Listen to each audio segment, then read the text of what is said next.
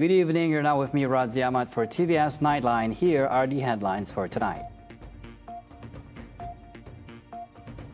Sarawak earmarks 5 million ringgit for police housing and police station upgrades across Sarawak.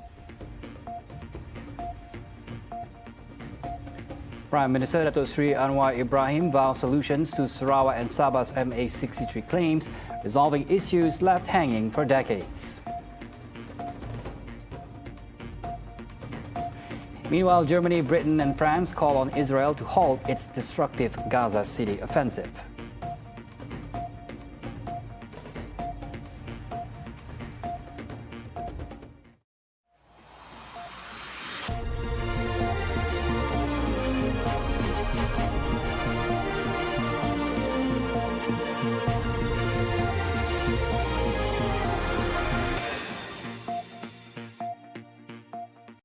The Sarawak government is working closely with police to protect public safety after reported security threat against liquefied natural gas facilities at Bintulu Port. Sarawak Premier Datuk Patinggi Tan Sri Abang Johari Tun Openg assures the public the situation is under control, with no incidents reported since the alert was received. Kita akan bekerjasama dengan pihak pasukan polis dan juga agensi keselamatan untuk kita meningkatkan kewaspadaan kita. Walaupun keadaannya di bawah kawalan, ya tidak berbahaya, tetapi kita hanya monitor what's going on. Jadi kita tidak ambil lewa lah. Ya, apabila ada mesej, jadi kita berwaspada sedikit. Question di social media, whether it's true or not, that's you become very subjective. Ada kedai yang berupa fitnah, ada berupa speculation, all that lah. Jadi walaupun keadaan demikian, kita berwaspada saja. After visiting the Tabuan Jaya Police Housing Complex today, Abang Johari told reporters that security is being stepped up in Bintulu and other strategic sites, including Samajaya in Kuching, with plans for a naval base and a new army battalion.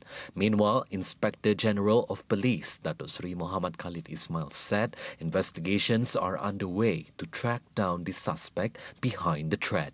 Jadi bila hutan diterima, memandangkan keselamatan itu begitu penting dan kritikal, satu laporan polis dibuat. Jadi kita telah mengesan nombor telefon berkenaan, tetapi nombor telefon berkenaan berasal daripada negara jiran. Jadi siasatan masih lagi berterusan, kerjasama di antara PDRM dan juga pasukan sahabat di negara-negara jiran sedang dijalankan. Jadi untuk itu kita pun telah meningkatkan kita punya kawalan keselamatan. Saya minta semua state kontijen mempertingkatkan kawalan keselamatan di premis-premis yang melibatkan Petronas. Jadi sememangnya ada dikatakan Bintulu ataupun beberapa lain tempat. Jadi semuanya kita pertingkatkan bagi memastikan keselamatan ini dapat kita kawal dengan baik dan sihat. Meanwhile, Abang Johari, together with the Ministry of Home Affairs, is pressing for police station upgrades across Sarawak to be made a top priority.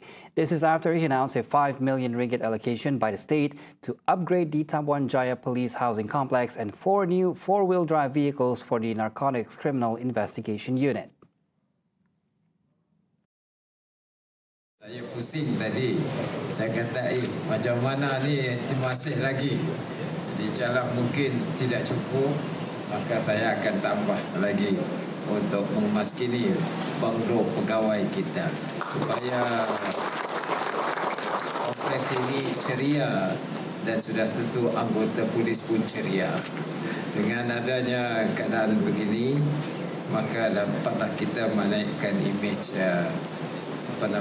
kompleks polis.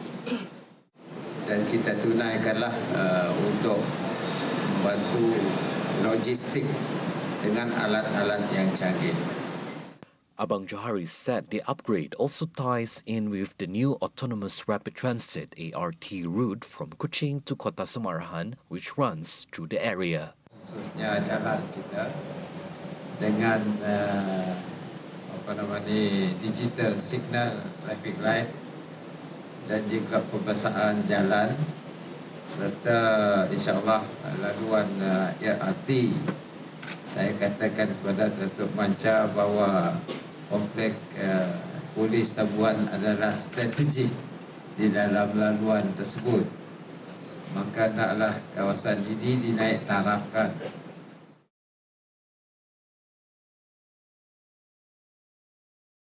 The Sarawak Premier just announced an additional allocation of 4 million ringgit for the Dayak Bidayo National Association or DBNA Community Hostel Development Project. He made the announcement during DBNA's 70th anniversary dinner earlier tonight. The extra funds brings the total financing for the project to 20 million ringgit. According to him, the project is part of the state government's efforts to provide better accommodation facilities for students and DBNA members coming to Kuching, especially those in need of temporary lodging. The community hostel is also intended to serve as a gathering place for the Dayak Bidayo community to meet, interact, and strengthen their bonds.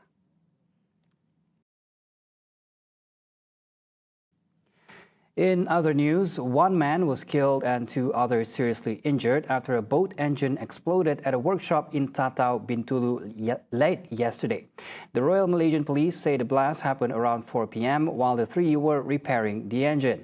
One victim died on the spot while the others were rushed to Bintulu Hospital with serious injuries. CCTV footage from the workshop showed the engine explode suddenly during the repair. Investigators have ruled it an accident with no criminal element, classifying the case as sudden death. The body has been sent to Bintulu Hospital for post-mortem.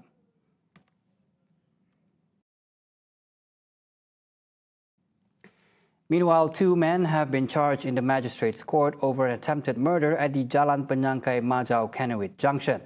If convicted, they face up to 10 years in prison and a fine, or as many as 20 years if the attack caused injury.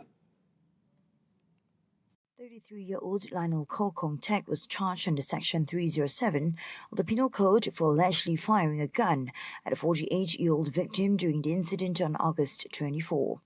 No plea was recorded. 51-year-old Wong Sing Dieng was also charged with abetting Koh in the shooting. Separately, Wong was slapped with an additional charge under the Dangerous Drugs Act for abusing amphetamine and methamphetamine while in detention. He has at least 2 prior convictions for similar offences.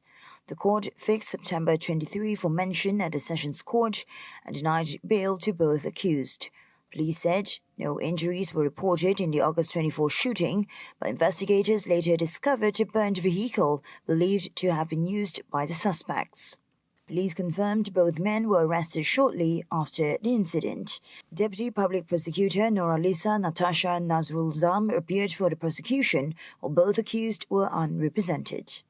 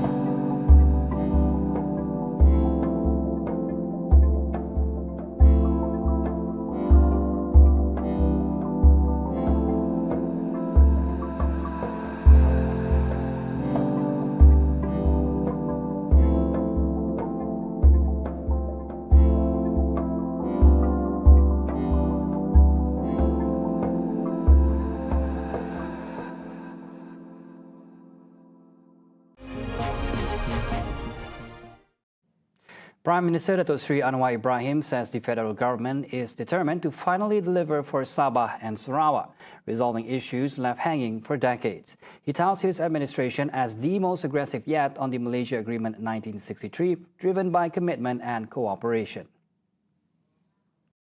Earlier today, ANWAR Ibrahim chaired first 2025 meeting of the MA63 Implementation Council in Kuching. Around the table were Sarawak Premier Abang Johari, Sabah Chief Minister Dato Sri Hajiji Noor, Deputy Prime Minister Dato Sri Fadilah Yusof, along with top federal and state leaders. On the agenda were a progress report on MA63, as well as staff talks on key issues, boosting parliament seats for Sabah and Sarawak, tourism, judicial appointments and decision-making powers over environmental management. The Prime Minister thanked the government of Sarawak and Sabah for what he called their cooperation, sincerity and solidarity, qualities he said are driving a fair and meaningful implementation of MA63.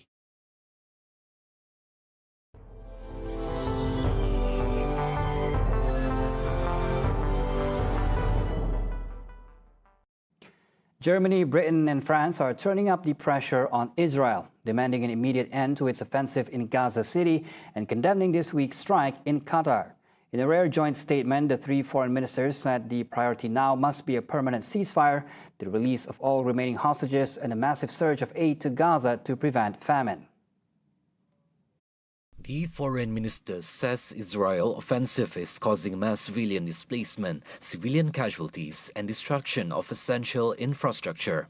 They also call for the United Nations and humanitarian NGOs to be allowed to work safely and at scale across the entire strip, including the north. The statement said Israel's strike on Tuesday that targeted senior Hamas officials based on Doha violate Qatar's sovereignty and risk further escalation in the region. Meanwhile, the United States backed a UN Security Council resolution on Friday that condemned the strikes in Qatar without naming Israel. The UN General Assembly also voted to back a resolution on a two-state solution between Israel and the Palestinians. In the meantime, the Israeli military killed 50 people in Gaza on Friday as it stepped up its attack on Gaza City. The Gaza Civil Defense said a single strike in the northwest of Gaza City killed 14 people. تم انتشال 14 جثة، الأغلبية أطفال صغار ونساء، يعني فيش إلا جثتين كاملات، الباقي كله أشلاء مقطعة زي ما أنت شايف. هي والله أشلاء مقطعة كله. هذا اللي قاعد بيصير كفر، هذا سكوت دول. ترامب بنفسه بيحكي وبيكذب، رجل كذوب. هذا ليس رجل سلام ولا بدور على جائزة نوبل للسلام، لا، هذا بدور على الموت، على الدم، على القتل. Israel's genocidal campaign in Gaza has killed at least 65,000 Palestinians, most of them women and children. U.S. authorities said on Friday they had captured the man accused of killing prominent right-wing activist and Trump ally Charlie Kirk. Utah Governor Spencer Cox identifies the suspect as 22-year-old Tyler Robinson and says the arrest was made after one of Robinson's relatives contacted a friend who then told the police. We got him. On the evening of September 11th, a family member of Tyler Robinson reached out to a family friend who contacted the Washington County Sheriff's Office with information that Robinson had confessed to them or implied that he had committed the incident.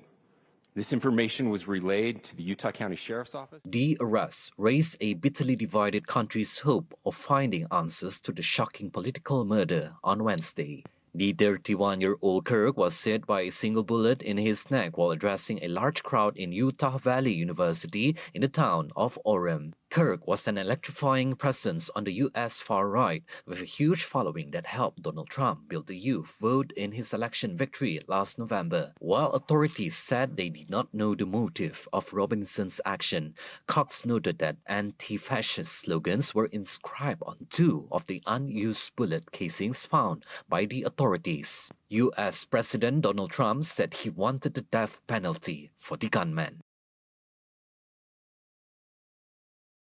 And those were the updates on TVS Nightline. I'm Razi Ahmad. Thank you for watching and have a good night.